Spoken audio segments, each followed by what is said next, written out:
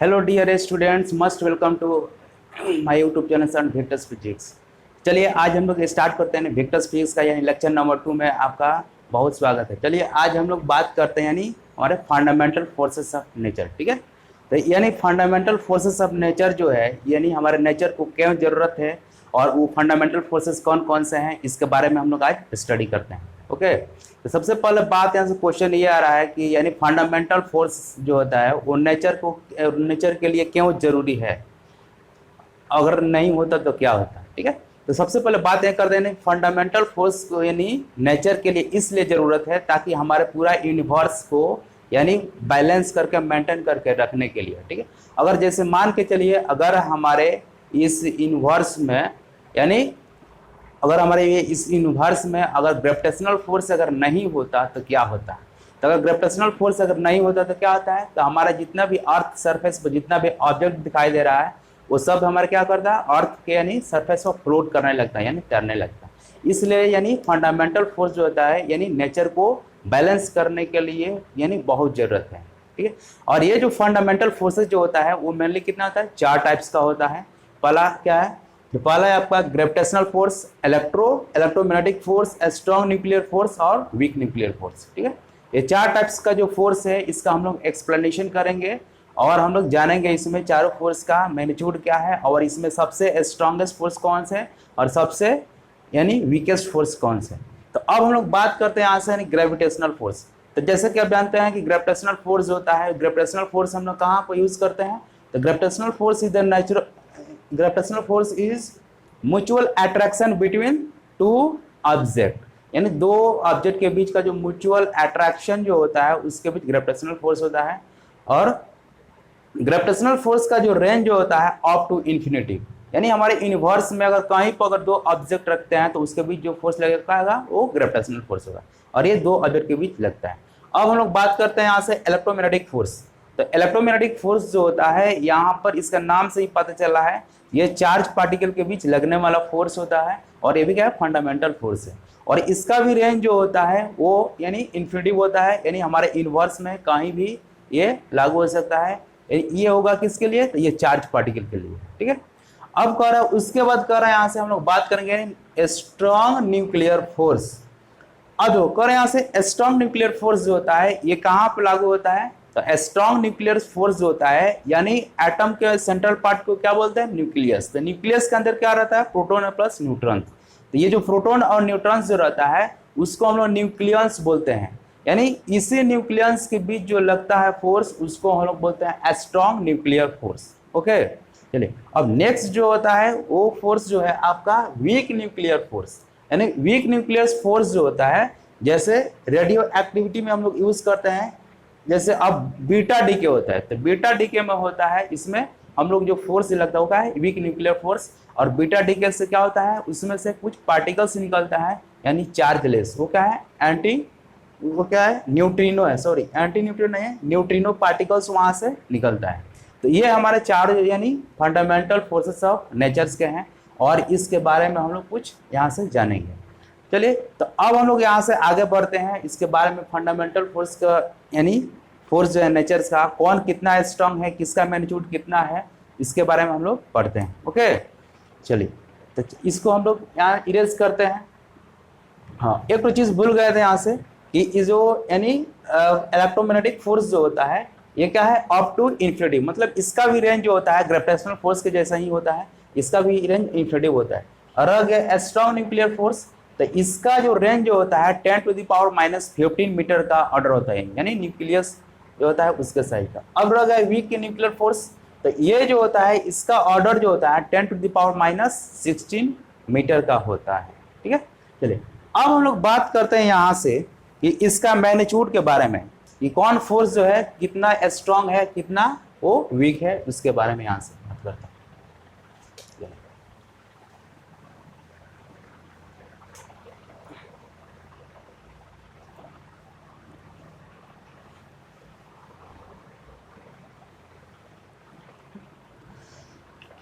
तो चलिए अब सबसे पहले हम लोग बात करते हैं यहाँ से यानी एफ जी ग्रेविटेशनल फोर्स।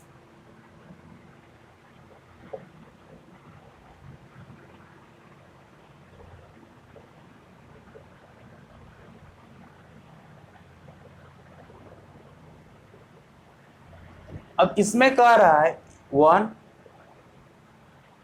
25, 36, 35, ठीक है। तो इसमें जो सबसे जो यानी स्ट्रॉन्गेस्ट जो न्यूक्लियर फोर्स होता है वो क्या होता है, Fs, मतलब स्ट्रॉन्ग न्यूक्लियर फोर्स।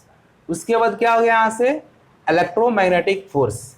उसके बाद Fe, उसके बाद क्या होगा, वीक न्यूक्लियर फोर्स यानी Fw। तो इसमें देखते हैं हम, यानी इसका जो फोर्स का जो मैग्नीट्यूड का जो रेंज होता है, ग्रेविटेशनल फोर्स का जो क्या होता है रेंज, यानी फोर्स का मैग्नीट्यूड जो होता है वो सबसे कम होता है। उसके बाद वीक न्यूक्लियर फोर्स का, उसके बाद इलेक्ट्रोस्टैटिक फोर्स का, उसके बाद स्ट्रॉन्ग न्यूक्लियर फोर्स का। मतलब सबसे जो स्ट्रॉन्गेस्ट जो होता है यानी Fs, यानी Fs आ गया यहाँ से, Fs स्ट्रॉन्गेस्ट, ठीक है। अब कर रहे हैं यहाँ से Fg, तो यहाँ से Fg का मतलब हो गया ग्रेविटेशनल फोर्स क्या आ गया यहाँ से, वीकेस्ट।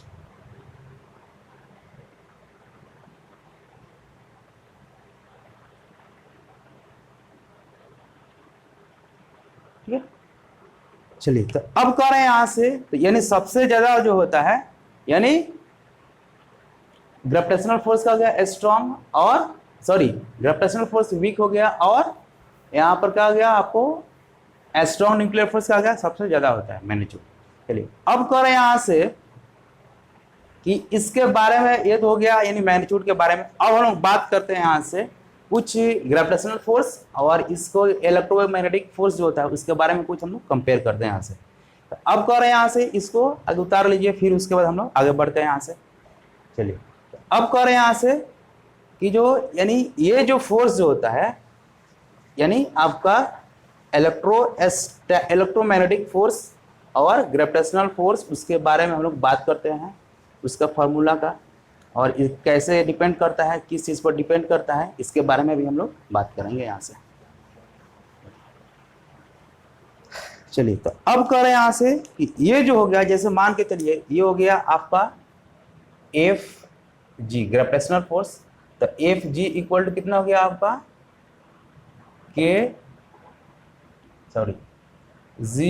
m1 m2 अपन r स्क्वायर, ठीक है।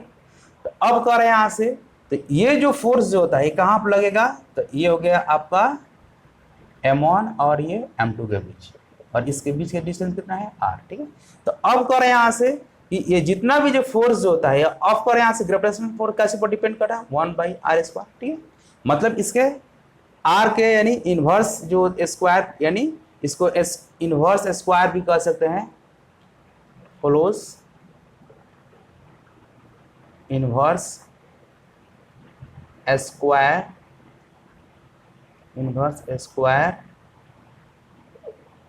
Square law, okay. अब कह रहे हैं यहां से ये हमेशा होता है अट्रैक्टिव नेचर का होता है,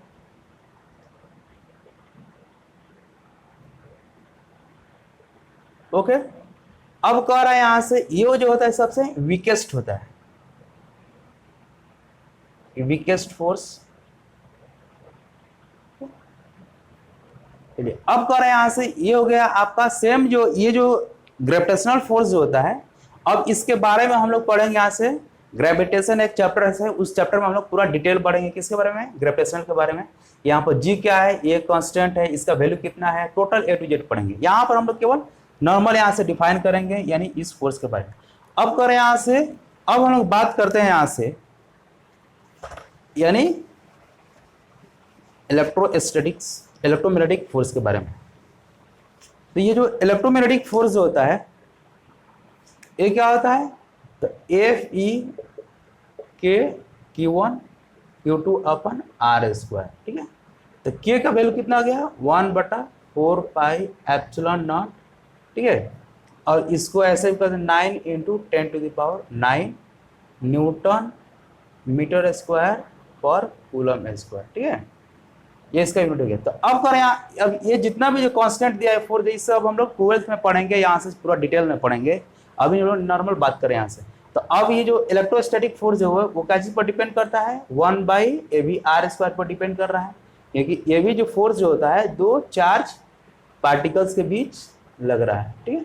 तो इसको भी बोलते हैं, यहाँ से देखो सोम क्या है, सेम फॉर्मूला है, ठीक है, लेकिन उसमें डिफरेंस क्या है, वो हो गया मास के लिए और ये हो गया चार्ज पार्टिकल के लिए, ठीक है। अब इसमें कह रहे हैं यहाँ से ये जो यानी ये भी कहता है इनवर्स स्क्वायर लॉ, ये भी कहता है इनवर्स स्क्वायर लॉ को फॉलो करता है। उसके बाद ये कहता है अट्रैक्टिव प्लस रिपल्सिव, लेकिन ग्रेविटेशनल फोर्स होता है वो हमेशा अट्रैक्टिव फोर्स होता है और ये होता है रिपल्सिव। उसके बाद कह रहा है ये होता है आपका, ये आपको ग्रेविटेशनल फोर्स और वीक न्यूक्लियर फोर्स से स्ट्रॉन्गेस्ट होता है, स्ट्रॉन्गर देन यानी एफ डब्ल्यू और एफ जी, ठीक है। तो अब देखिए कह रहा है इसमें भी इसका जो रेंज जो होता है, रेंज वो अप टू इन्फिनिटी होता है और इसमें भी रेंज होता है अप टू इन्फिनिटी, ठीक है। तो ये आज का रहा हमारा यानी जनरल यानी फंडामेंटल फोर्सेस ऑफ नेचर्स, यानी 4 टाइप्स का फोर्स, ग्रेविटेशनल फोर्स, उसके बाद weak nuclear force, strong nuclear force, electromagnetic force, ठीक है। तो ये हो रहा है आपका 4 टाइप्स का फोर्स नेचर्स का। तो आज का टॉपिक जो यहीं पर यानी समाप्त होता है, और please like subscribe and comment करना ना भूलें और शेयर भी करें। So thank you for watching my YouTube channels, thanks.